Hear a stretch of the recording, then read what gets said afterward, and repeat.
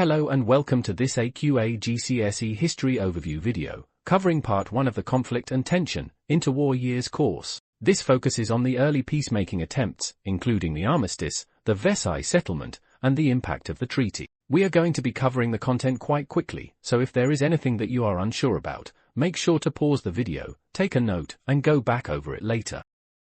To begin with, we must talk about the aims of the Big Three at Versailles: David Lloyd George, Prime Minister of Great Britain, George Clemenceau, Prime Minister of France, and Woodrow Wilson, President of the USA. There were other representatives at the Paris Peace Conference, from 32 winning countries, but these three are the key ones who you need to know about. Woodrow Wilson had quite different views to George and Clemenceau. His country was far away from the conflict, meaning no fighting took place on his land, and his country had made quite a lot of money selling weapons during the war. As a result, he was focused on creating peace, suggesting the 14 points, which was the collection of aims for Europe after the war, including the establishment of the League of Nations, freedom of the seas, and self-determination, meaning countries had freedom to rule themselves. In contrast, George Clemenceau of France had much harsher aims. Clemenceau was less concerned about making peace, and much more concerned with seeking revenge, because much of the fighting during World War I had taken place on French land. As a result, much of the infrastructure was destroyed and many lives were lost, and therefore Clemenceau's aims at the Paris Peace Conference reflected the anger of the country. His key goals included a weakened Germany, so that it couldn't attack again, including the reduction of its army and the decreased land coverage, and significant reparations to cover the cost of the war. Sitting in the middle of the spectrum of these two figures, David Lloyd George of Britain had a mix of desires, aware of the anger of his country but also being cautious to not destroy Germany too much. His aims at the conference included keeping Germany strong enough for trade, gaining German colonies, and stop the German navy from challenging Britain's. These conflicts of interests made the conference negotiations very difficult, as well as a few other factors. For example, there were many prior agreements that the Allies had made during the war, and therefore many countries felt they were owed something in the negotiations. Some key terms of the treaty were included in the armistice, signed in November 1918, which complicated the discussions further, and the pressure to hurry the discussions, so that the countries could start rebuilding, served as another barrier to success at the conference. Finally, Europe was changing significantly during this time, with Austria-Hungary's empire falling apart, the communist takeover in Russia, and the war and poverty-stricken situation across Europe added to the pressure of the discussions. We will now move on to the second chapter of this section, which concerns the terms of the treaty and the reaction to it. There were a huge number of terms included in the Treaty of Versailles, so it is helpful to categorize them into four key categories: blame, reparations, army, and territory, forming the acronym ABRAT. We will discuss the impacts of these terms shortly. The first category, blame, is a very important factor in the reaction to the treaty. Article 231, the War Guilt Clause, stated that Germany had to take full responsibility and blame for starting the war, meaning that they therefore had to accept all the other terms too. It's important to know that Germany did not really have a choice in signing the treaty. The other option was to go back to war, and no one wanted that. The next category is reparations, meaning the financial penalties placed on Germany.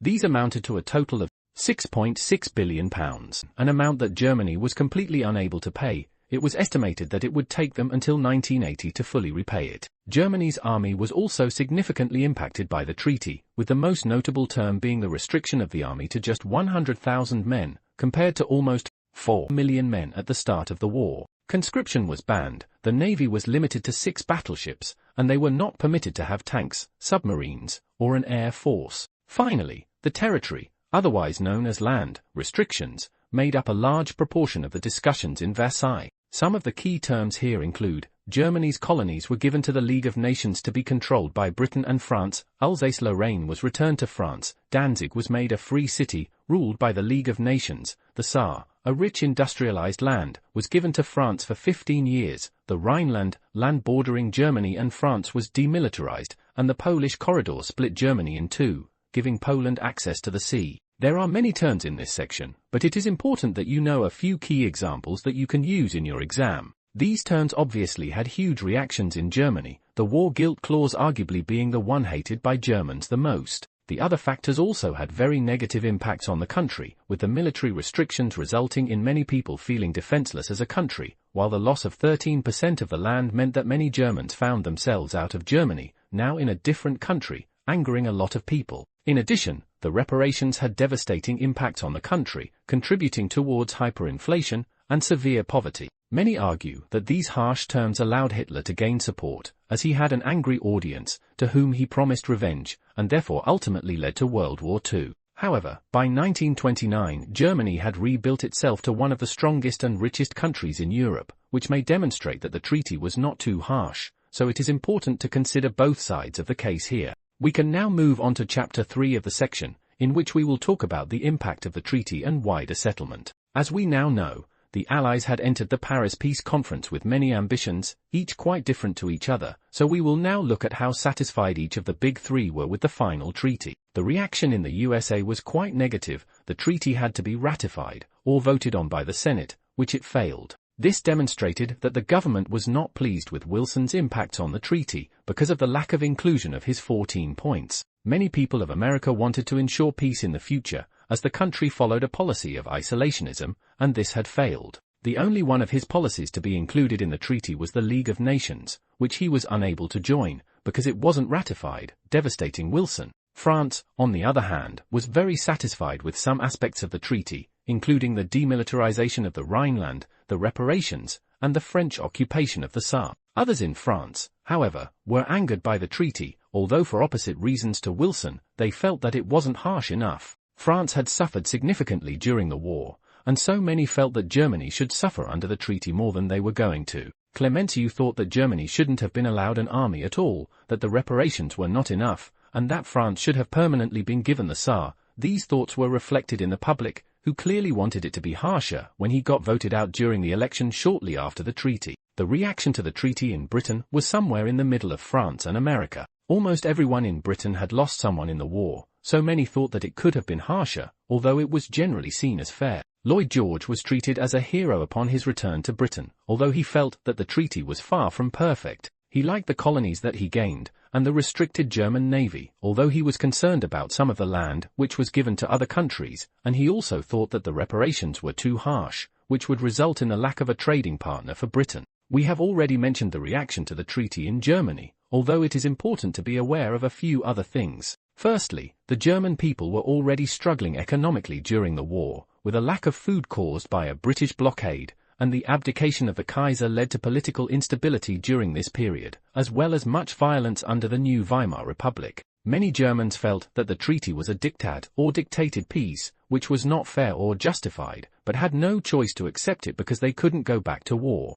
They felt angered by the war guilt clause, destroyed by the reparations, trapped by the removal of industrial lands, concerned by the fact that almost 6 million Germans now found themselves in foreign countries because of shifting borders, and humiliated by the lack of an army, with the potential of a French attack near, and the threat of communism in the East a cause for concern too. It is important as historians that we consider if the treaty was fair or not, and to do so, we must look at reasons on either side. There are many people who think that the treaty was unfair because of the way Germany had to take all the blame for the war, when it was not just their fault. The disparity between the 14 points, which were published earlier than the Paris Peace Conference, and the treaty, with some arguing that Germany might not have signed the armistice if they had known what the treaty was going to be like. The fact that groups of people were grouped into countries that they didn't want to be in, and the fact that many leaders thought that the treaty was too harsh. On the contrary, many historians argue that the settlement was fair because the treaty had to be made under time restrictions,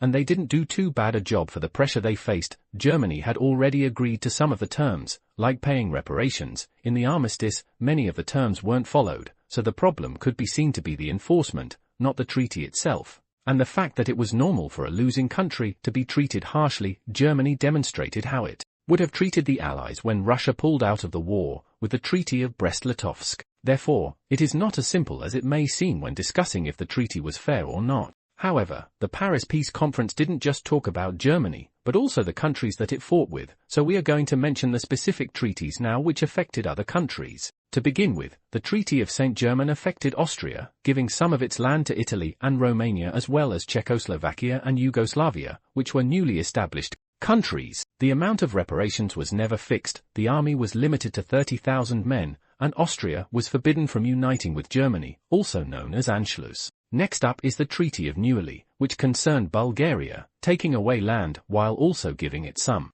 The reparations were set at £100 million, and the army was limited to 20,000 people, with no air force. The Treaty of Trianon affected Hungary, which lost land, was going to have to pay reparations if it wasn't for the economy collapsing, and the army was restricted to 30,000 men. The Treaty of Sèvres meant that Turkey had to give land to Greece, splitting up the Ottoman Empire, and restricting the army to 50,000 men with a small navy. The people of Turkey were so furious with this treaty that they overthrew the government and demanded a new treaty, which became the Treaty of Lausanne. This returned land to Turkey, as well as the right to choose the size of the army and the cancellation of reparations. This was very significant, as it demonstrated that the treaties were unenforceable, undermined the original treaties, and showed Hitler and Mussolini that they could get away with breaking international laws. Many new countries were created under these new treaties, some of which worked well, like the wealthy Czechoslovakia, and others which did not, like the re-establishment of Poland, which was difficult to defend, filled with unhappy Germans, and hated by its neighbors.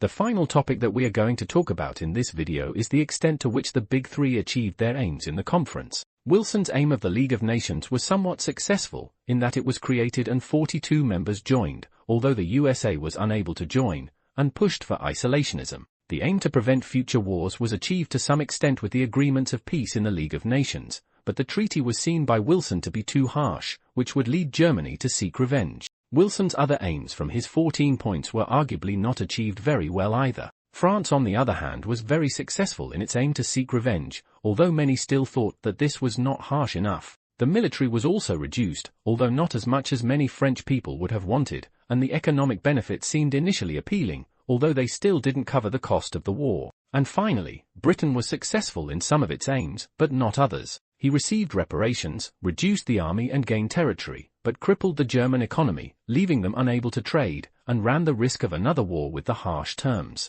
That's the end of part 1 of the course. Have a look on the Revision Realm channel for the other 2 parts, which will be coming soon to complete your learning. If you found this helpful, please send it to your friends so that they can benefit too. If there is anything that you think I could improve, add, or change, let me know. Thanks for watching.